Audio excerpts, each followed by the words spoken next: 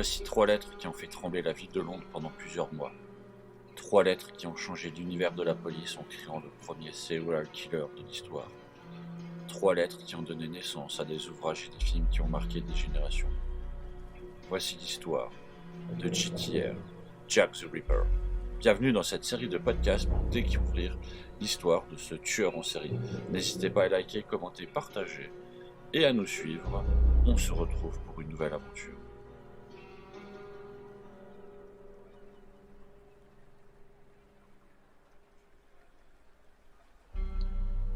Le cadavre d'Annie n'avait pas encore été officiellement découvert.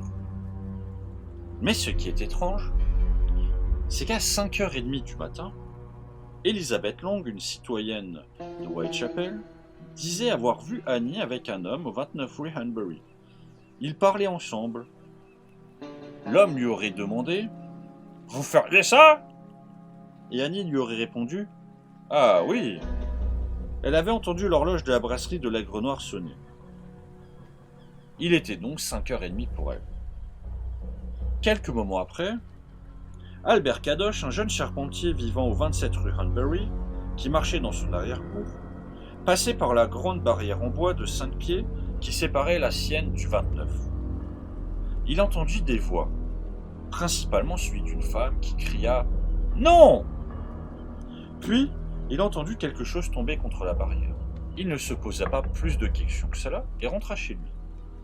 À 6h du matin, John Davis, un chauffeur qui vivait avec sa famille au 3e étage du 29 rue Hanbury à Whitechapel, découvrit donc officiellement le corps de Annie Chapman.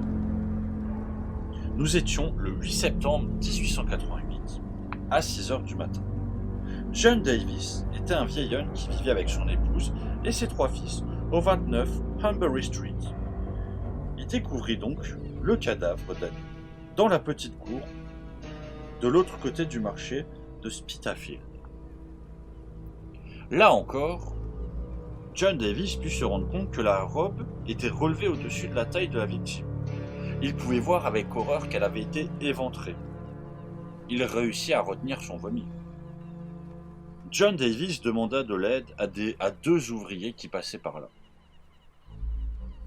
Le premier policier sur les lieux n'arriva que bien plus tard. 17 personnes habitaient là, dont 5 possédaient des chambres avec vue sur la scène du crime.